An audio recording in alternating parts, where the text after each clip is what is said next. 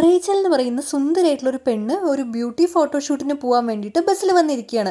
എന്നാൽ അവളുടെ അടുത്ത് അല്പം തടിച്ചിട്ടുള്ള ഒരു പെൺകുട്ടി വന്ന് ഇരിക്കുകയാണ്. ഇത് കണ്ടതും റേച്ചലിന് ഒരുപാട് ദേഷ്യം വന്ന് റേച്ചൽ അവളോട് ചൂടാവുകയാണ്.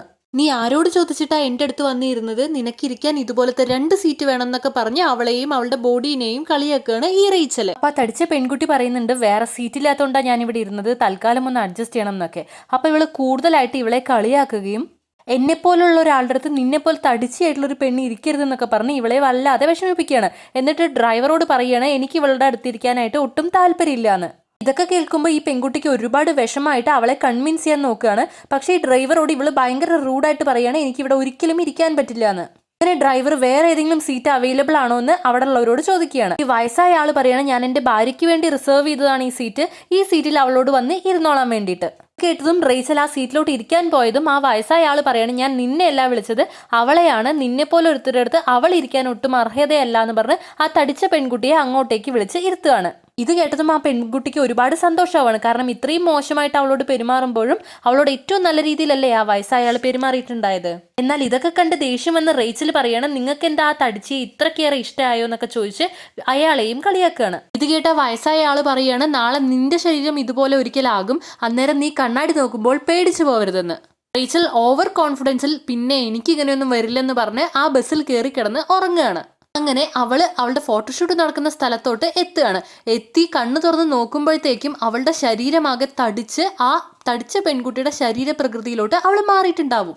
അവൾക്ക് എന്താ പറ്റിയതെന്ന് പോലും അറിയാതെ അവൾ ഒരുപാട് വിഷമിക്കുകയാണ്. അവൾക്കാണെങ്കിൽ ഇന്നൊരു ഫോട്ടോഷൂട്ട് ഉള്ളതാണ്. അവൾ ഇനി എന്ത് ചെയ്യും എന്നൊക്കെ ആലോചിച്ച് വല്ലാതെ വിഷമിക്കുകയാണ്. അങ്ങനെ അവൾ കണ്ണാടി നോക്കുമ്പോഴാണ് അവളുടെ രൂപം കണ്ട് അവൾ ശരിക്കും ഞെട്ടുന്നത്.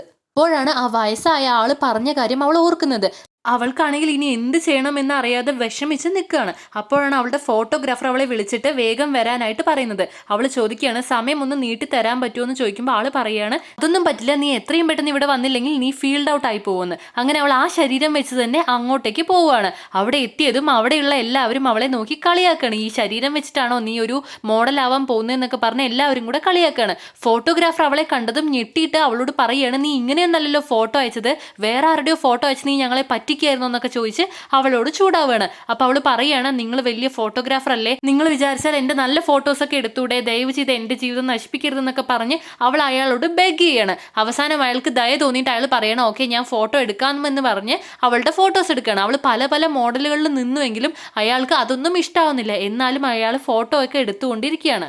അങ്ങനെ മോഡലിംഗ് കമ്പനിയുടെ ബോസ് അവളെ പരിചയപ്പെടാൻ വേണ്ടി അവിടെ വന്നപ്പോൾ അവൾ പറയാണ്, എനിക്കറിയാം എൻ്റെ ഈ ശരീരം കൊണ്ട് ഒരു മോഡലാവാനൊന്നും പറ്റില്ല, ഞാൻ എന്തായാലും ഇതിൽ നിന്ന് പിന്മാറിക്കോളാം എന്നൊക്കെ പറഞ്ഞ് അവൾ വിഷമിക്കുന്ന സമയത്ത് ആ മോഡൽ പറയുവാണ്, ആരാണ് നിന്നോട് ഈ മണ്ടത്തരം പറഞ്ഞത്, നിന്റെ ശരീരത്തിന് എന്താ ഒരു കുഴപ്പമുള്ളതെന്നൊക്കെ പറഞ്ഞ് ആ ഫോട്ടോ കാണിച്ചു കൊടുക്കുകയാണ്. നോക്ക് നീ എന്തൊരു ക്യൂട്ടാണെന്നൊക്കെ പറഞ്ഞ് അവളെ അപ്രീഷിയേറ്റ് ചെയ്യാണ്. അന്നേരം റേച്ചലിന് ഒരേ സമയം സങ്കടവും സന്തോഷവും കൂടെ വരികയാണ്. അപ്പൊ ഈ ബോസ് പറയാണ്, ഒരിക്കലും ശരീരത്തിലൊന്നും അല്ല കാര്യം, മനസ്സിന്റെ സൗന്ദര്യമാണ് യഥാർത്ഥ സൗന്ദര്യം, ശരീര സൗന്ദര്യം എപ്പോൾ വേണമെങ്കിലും മാറാം എന്നൊക്കെ പറഞ്ഞ് ആ ബോസ് അവളെ സമാധാനിപ്പിക്കുകയാണ്. എന്നാൽ ഇതെല്ലാം റേച്ചൽ സ്വപ്നം കാണുകയായിരുന്നു. പെട്ടെന്ന് സ്വപ്നത്തിൽ നിന്ന് ഞെട്ടി ഉണർന്നപ്പോൾ അവളുടെ അടുത്ത് അതേ രൂപത്തിലുള്ള സ്ത്രീ വന്ന് ഇരിക്കുകയാണ്. അപ്പോഴാണ് റേച്ചലിന് മനസ്സിലായത് അവൾ ഇത്ര നേരം കണ്ടതൊക്കെ സ്വപ്നമായിരുന്നു എന്ന്. എന്നാൽ ആ തടിയുള്ള സ്ത്രീ പറയുകയാണ്, ഞാൻ വേണമെങ്കിൽ മാറിയിരിക്കാം, നിനക്ക് ബുദ്ധിമുട്ടാവോ എന്നൊക്കെ. പക്ഷെ റേച്ചൽ അവളോട് വളരെ നല്ല രീതിയിൽ സംസാരിച്ചിട്ട് പറയാണ്, ആക്ച്വലി നിന്നെ കാണാൻ നല്ല ക്യൂട്ടായിട്ടുണ്ട്, നല്ല ഭംഗിയുണ്ട്, നീ ഇവിടെ തന്നെ ഇരുന്നാൽ മതി എന്നൊക്കെ പറഞ്ഞ് അവളോട് നല്ല രീതിയിൽ സംസാരിക്കുക. നിങ്ങൾക്ക് ബോഡി ഷേമിങ് ചെയ്യുന്നത് തെറ്റാണെന്ന് തോന്നിയിട്ടുണ്ടോ? ഉണ്ടെന്നുണ്ടെങ്കിൽ യെസ് എന്നും ഇല്ല എങ്കിൽ നോ എന്നും കമന്റ് ഇടണം. ബോഡി ഷേമിങ് തെറ്റാണെന്ന് തോന്നുന്നുണ്ടെന്നുണ്ടെങ്കിൽ ഈ ചാനൽ കൂടെ ഒന്ന് സബ്സ്ക്രൈബ് ചെയ്തേക്കണേ.